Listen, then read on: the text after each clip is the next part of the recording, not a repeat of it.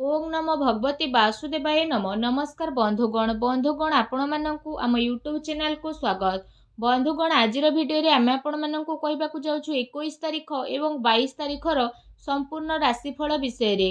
आजिर दिनटी आपणकर किपरि साब्यस्त हेबो ता सहित जदि कहिबा विशेष भाव में आमे आपणकु केउ सबु जिनिस रे जे आपणकु फायदा हेबो केउ सबु जिनिस रे आपणकु सावधानता रहिबा पई पड़िबो आपणकर लव लाइफ किपरि रहिबो क्यारियर किपरि रहिबो बिजनेस आउ व्यापार किपरि रहिबो ता सहित स्वास्थ्यर महत्वपूर्ण इनफॉरमेशन मध्ये आमे आपण मानकु भिडियो रे देबु आउ भिडियो शेष रे आमे आपण मानकु गोटे उपाय विषय रे मध्ये कहिबु जहा द्वारा आपण आपणकर आजिर दिन को आहुरी अधिक शुभ और मंगलदायक बनै परिबे।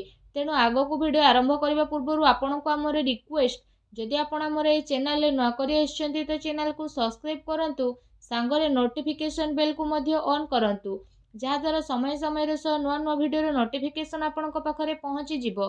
तो चलंतु फ्रेंड्स जानिबा केमिति रहिबो आपण को पई विशेष भाव में 21 और 22 तारिखर दिन।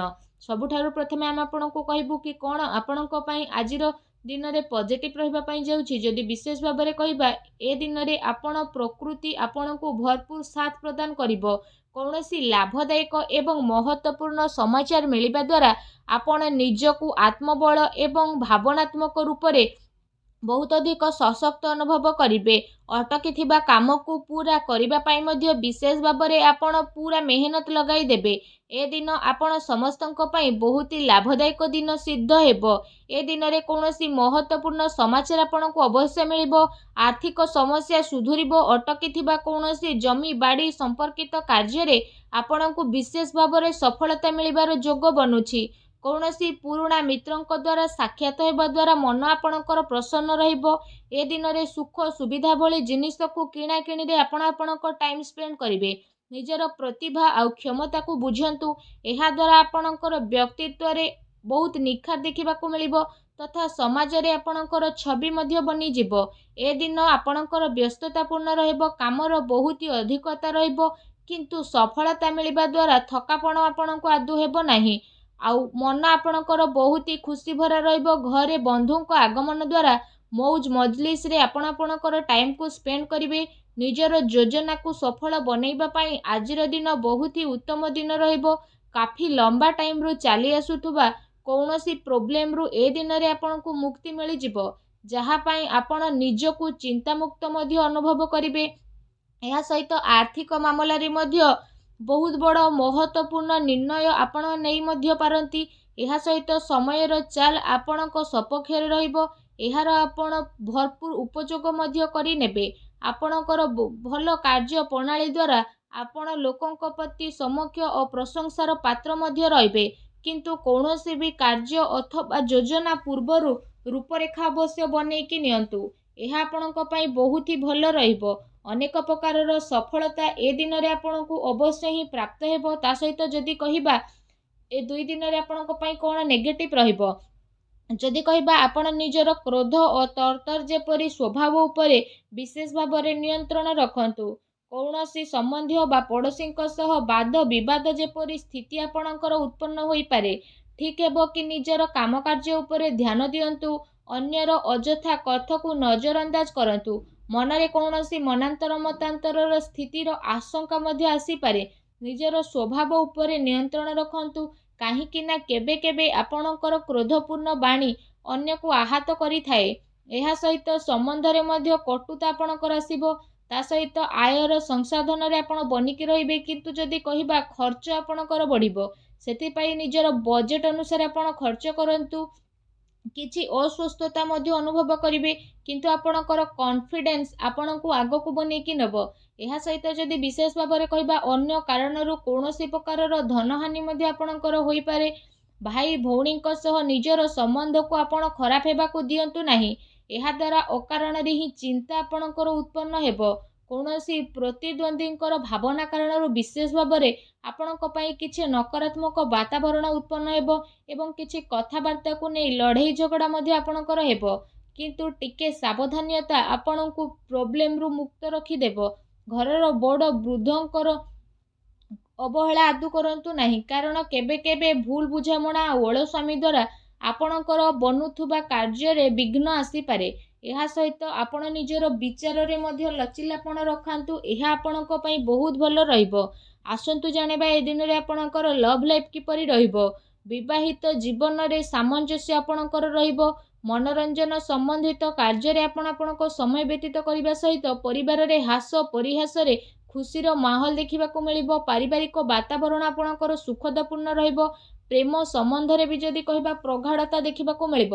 ରୋମାଣ୍ଟିକ୍ ମାହୋଲ ରହିବ। ନିକଟ ସମ୍ବନ୍ଧରେ ଯଦି କହିବା ଆପଣ ଯିବାର ପ୍ରୋଗ୍ରାମ ମଧ୍ୟ ବନେଇ ପାରନ୍ତି।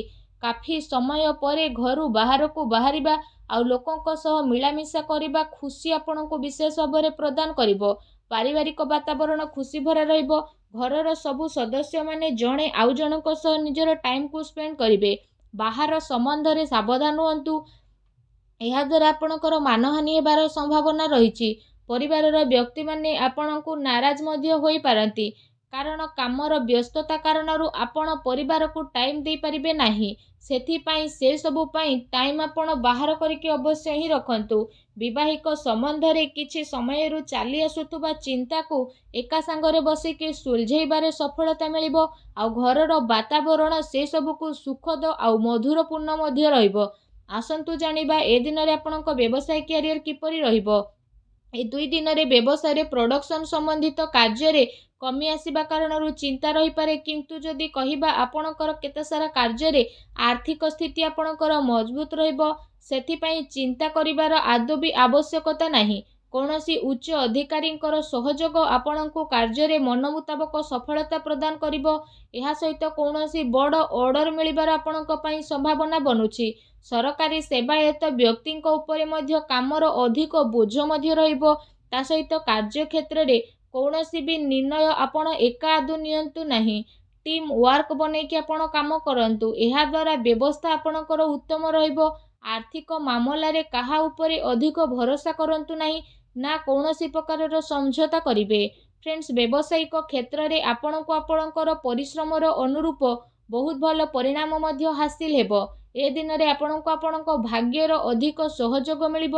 ଚାକିରି କରୁଥିବା ବ୍ୟକ୍ତିମାନେ କୌଣସି ସରକାରୀ ମାମଲାରେ ଫସି ପାରନ୍ତି, ତେଣୁ ଆପଣ ସାବଧାନ ରୁହନ୍ତୁ। ବ୍ୟବସାୟିକ ପରିସ୍ଥିତି ଏ ଦିନରେ ଆପଣଙ୍କର ଅନୁକୂଳ ରହିବ। ନିଜର ପୁରା ଧ୍ୟାନ ବିଜନେସ୍ ଉପରେ କେନ୍ଦ୍ରିତ କରନ୍ତୁ। କୌଣସି ମନାନ୍ତର ମତାନ୍ତରର ସ୍ଥିତି ବନୁଛି। ବ୍ୟବସାୟିକ ଗତିବିଧି ସମ୍ବନ୍ଧିତ ଯୋଜନା କୌଣସି ବାହାରୀ ବ୍ୟକ୍ତିଙ୍କ ସହ ଆପଣ ସେୟାର କରନ୍ତୁ ନାହିଁ। କେହି ଏହାର ଅନୁଚିତ ଉପଯୋଗ କରିପାରେ। ଆଉ ଅର୍ଡର ସମ୍ବନ୍ଧିତ ସବୁ କାର୍ଯ୍ୟରେ ପକ୍କା ଦିଲର ଆପଣ ଉପଯୋଗ କରନ୍ତୁ। ଚାକିରି କରୁଥିବା ବ୍ୟକ୍ତିବିଶେଷଙ୍କ ପାଇଁ ଏ ଦିନ ବହୁତ ଲାଭଦାୟକ ଦିନ ସିଦ୍ଧ ହେବ। ତା ସହିତ ଚାକିରି ସମ୍ବନ୍ଧିତ ଏ ଦିନରେ ଆପଣଙ୍କୁ ବହୁତ ଭଲ ଖୁସି ଖବର ଅବଶ୍ୟ ହିଁ ପ୍ରାପ୍ତ ହେବ, ଯାହାଦ୍ୱାରା ଆପଣଙ୍କୁ କାଫି ଖୁସିର ମଧ୍ୟ ଅନୁଭବ ହେବ। ଆସନ୍ତୁ ଜାଣିବା ଏ ଦିନରେ ଆପଣଙ୍କର ସ୍ୱାସ୍ଥ୍ୟ କିପରି ରହିବ। ଗ୍ୟାସ୍ ଏବଂ ଏସିଡିଟିରେ ଆପଣ ପ୍ରୋବ୍ଲେମରେ ରହିବେ। ଖାଦ୍ୟପେୟରେ ସଂଯମତା ରଖନ୍ତୁ। ବ୍ୟବସ୍ଥିତ ଦିନଚର୍ଯ୍ୟା ରଖିବାର ଆପଣଙ୍କର ଅତି ଆବଶ୍ୟକତା ରହିଛି। ସ୍ୱାସ୍ଥ୍ୟ ମୌସୁମୀ ବେମାରୀ କାରଣରୁ ଥକାପଣ ଆପଣଙ୍କୁ ଅନୁଭବ ହେବ ଏବଂ ଚିନ୍ତାରେ ରହିବେ। ନିଜର ଇମ୍ୟୁନି ସିଷ୍ଟମକୁ ଷ୍ଟ୍ରଙ୍ଗ ରଖନ୍ତୁ। ତା ସହିତ ନିଜ ସ୍ୱାସ୍ଥ୍ୟକୁ ଆହୁରି ଅଧିକ ଭଲ ରଖିବା ପାଇଁ ଆପଣ ପ୍ରତ୍ୟେକ ଦିନ ଯୋଗ କରନ୍ତୁ, ବ୍ୟାୟାମ କରନ୍ତୁ, ସୁସ୍ଥ ରୁହନ୍ତୁ। ଆସନ୍ତୁ ଜାଣିବା ଏ ଦିନରେ ଆପଣଙ୍କ ପାଇଁ କ'ଣ ବିଶେଷ ଉପାୟ ରହିଛି। ଏ ଦିନରେ ଆପଣ ସ୍ନାନ ଆଦି ବିଶେଷ ଭାବରେ କରିସାରିବା ପରେ ଭଗବାନ ବଜରଙ୍ଗବଲୀଙ୍କୁ ତୁଳସୀର ବିଶେଷ ଭାବରେ ଗୋଟେ ପତ୍ର ଚଢ଼ାନ୍ତୁ। ତା ସହିତ ସେଇଠି ବସିକି ହନୁମାନ ଚାଳିଶାର ମଧ୍ୟ ଆପଣ ପାଠ କରନ୍ତୁ। ଏହା କରିବା ଦ୍ୱାରା ମଧ୍ୟ ଆପଣଙ୍କ ସମୟ ବହୁତ ଖୁସି ଭରା ରହିବ।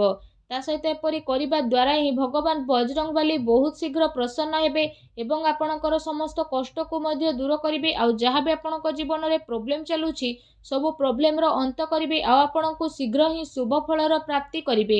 ଆଉ ଆପଣଙ୍କର ସମସ୍ତ ମନୋକାମନା ମଧ୍ୟ ଭଗବାନ ବଜରଙ୍ଗବଲୀ ଅବଶ୍ୟ ହିଁ ପୂରଣ କରିବେ।